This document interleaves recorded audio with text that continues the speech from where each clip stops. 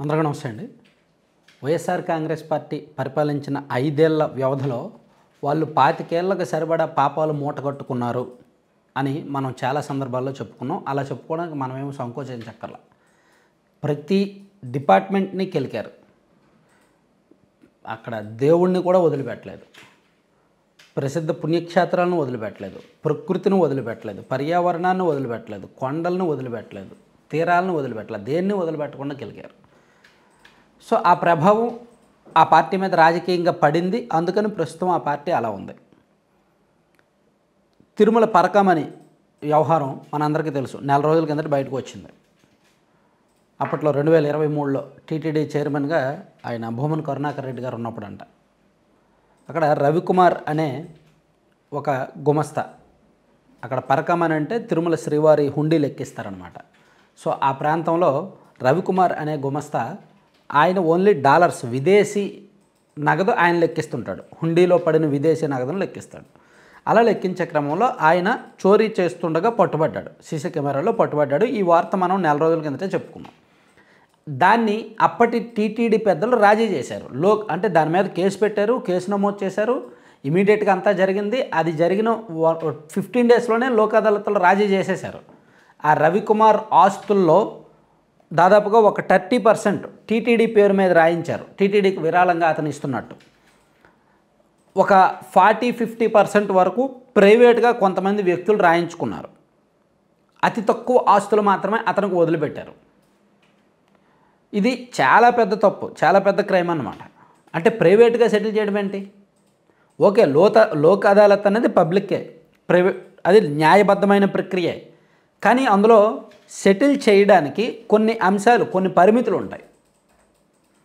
So ఇక్కడ వీళ్ళు settle చేసుకునే పేరుతో మేము రాజీ చేసుకుంటాము, మాకు ఇంకా కేసు వద్దు, క్రిమినల్ యాక్షన్ వద్దు అనే పేరుతో కోర్టు నుంచి బయటకు వచ్చేసి కేసు ఉపసంహరించుకొని ఈ రవికుమార్ ఆస్తుల్ని టీటీడీకి కొన్ని రాయించుకొని అండ్ వీళ్ళు పర్సనల్గా రాయించుకున్నారు.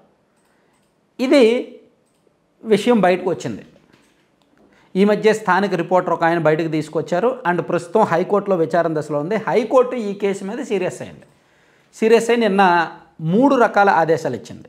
ఒకటి, ఆ రవికుమార్ ఆస్తులు మొత్తం ఎంత ఉన్నాయి, ఎక్కడెక్కడ ఎంతెంత ఉన్నాయి, వాటి విలువ ఎంత, అవి ఆయన ఎలా సంపాదించాడు, ఆయన ఉద్యోగం ఏంటి, ఆయన శాలరీ ఎంత, ఆయన కుటుంబ ఆదాయం ఎంత, ఆయన ఎంత సంపాదించాడు, ఇదంతా కూడా మీరు ఒక నివేదిక తయారు చేయండి అని చెప్పి ఏసీబీ, యాంటీ కరప్షన్ బ్యూరో డీజీకి హైకోర్టు ఆదేశించింది. అలాగే ఈ చోరీ వ్యవహారం, రాజీ వ్యవహారం, దీనిలో ఎవరెవరు ఇన్వాల్వ్ అయ్యి ఉన్నారు, అప్పటి టీటీడీ చైర్మన్ పాత్ర ఏంటి, అప్పటి ఈవో పాత్ర ఏంటి, అప్పటి అధికారుల పాత్ర ఏంటి, మొత్తం ఈ పరకామణి చోరీ ఘటనకు సంబంధించి చోరీ జరిగినప్పటి నుంచి రాజీ జరిగినంత వరకు ఈ ఎపిసోడ్లో ఎవరి పాత్ర ఏంటి, ఎవరి తప్పు ఏంటి అనేది న్యాయపరంగా పూర్తిగా విచారించమని, చట్టబద్ధమైన విచారణ చేపట్టమని సిఐడిని ఆదేశించింది హైకోర్టు. ఈ రెండిటితో పాటు అసలు లోక్ అదాలత్లో ఇంత పెద్ద ఇన్సిడెంట్ని రాజీకి ఒప్పుకున్న జడ్జి గారు ఉంటారుగా, సో ఆయన మీద కూడా చర్యలు తీసుకోవడానికి రెడీ అవుతున్నారు. ఇది నిన్న హైకోర్టు ఇచ్చిన ఆదేశాలు అనమాట. వైఎస్ఆర్ కాంగ్రెస్ పార్టీ హయాంలో జరిగిన తప్పుల్లో అతిపెద్ద తప్పు ఇది. తిరుమల శ్రీవారి నగదు వాడు పట్టుకెళ్ళిపోతే, వాడు కాజేస్తుంటే, చోరీ చేస్తుంటే వాడితో రాజీ చేసుకోవడం ఏంటి, వాడిని సెటిల్మెంట్కి తీసుకురావడం ఏంటి, ఏది సెటిల్ చేయాలి, ఏది సెటిల్ చేయకూడదు అనేది కొన్ని పరిమితులు ఉంటాయిగా. సో అందుకే ఈ కేసు ఇప్పుడు సిట్ అంటే సిఐడి దర్యాప్తు చేపట్టబోతున్నారు. సిఐడి దర్యాప్తు చేస్తే ఖచ్చితంగా దీనిలో భూమన్ కరుణాకర్ రెడ్డి గారు అండ్ అప్పటి ఈవో ధర్మారెడ్డి గారు అండ్ కొంతమంది టీటీడీ పెద్దలు బాధ్యులుగా ఉండాల్సిందే. ఖచ్చితంగా వాళ్ళకు నోటీసులు ఇవ్వాలి, వాళ్ళు వచ్చి సమాధానం చెప్పాలి. ఆల్రెడీ ఈ కల్తీ నెయ్యి వ్యవహారంలో ధర్మారెడ్డి గారిని అసలు ఎవరు ఆయన జోలికి వెళ్ళాల.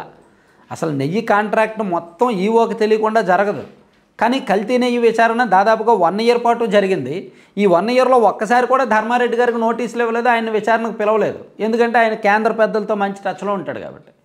అండ్ చైర్మన్ గారి జోలికి కూడా ఎవరు వెళ్ళలేదు. సో ఇప్పుడు కల్తీ నెయ్యి వ్యవహారం పక్కకి వెళ్ళిపోయింది. సుప్రీంకోర్టు ఆధ్వర్యంలో సుప్రీంకోర్టు నియమించిన టీం సిట్ దర్యాప్తు చేస్తున్నప్పటికీ కల్తీ నెయ్యి అందరూ మర్చిపోయారు. సో ఇప్పుడు ఇది పరకామణి వ్యవహారం తెర మీదకి వచ్చింది. ఇది హైకోర్టు ఆదేశాలతో సిఐడి దర్యాప్తు జరుగుతుంది కాబట్టి సీరియస్గానే దర్యాప్తు చేస్తారు. ఎందుకంటే మళ్ళీ కోర్టు అడిగితే సమాధానం చెప్పాలి కాబట్టి. ఈ దర్యాప్తులో ఆయన అప్పటి ఈవో ధర్మారెడ్డి గారిని విచారిస్తారా లేదా? హైకోర్టు నిన్న చాలా స్పష్టంగా చెప్పింది, అప్పటి చైర్మన్ అప్పటి ఈవోలను కూడా వదలొద్దు, వాళ్ళని కూడా విచారించండి, వాళ్ళ పాత్ర ఏముందో తేల్చండి అని చెప్పి హైకోర్టు నిన్న స్పష్టంగా చెప్పిందనమాట. సో ఈ కేసు వైసీపీ మేడకు మరో ఉచ్చు కాబోతోంది. అఫ్కోర్స్ వైఎస్ఆర్ కాంగ్రెస్ పార్టీ అధికారంలో ఉన్నప్పుడే వాళ్ళు దొంగను పట్టుకోవచ్చు, మేమే దొంగను పట్టుకున్నాం కదా కాబట్టి ఆ క్రెడిట్ మాకే అని భూమన కరుణాకర్ రెడ్డి గారు క్లెయిమ్ చేసుకుంటున్నారు. ఆల్రెడీ దొంగను పట్టుకున్నారు, కానీ ఆ దొంగతనం జరిగిన సొమ్మును రికవరీ చేసి దొంగను చట్టానికి అప్పచెప్పాలి. అలా కాకుండా నువ్వు దొంగతనం చేస్తే చేసేవాళ్ళరా, నువ్వు నేను బేరం పంచుకుందాం, నువ్వు నేను సెటిల్ చేసుకుందాం రా అని వాడితో సెటిల్ చేసుకుంటే ఎట్లా? అది చట్టబద్ధం కాదు కదా.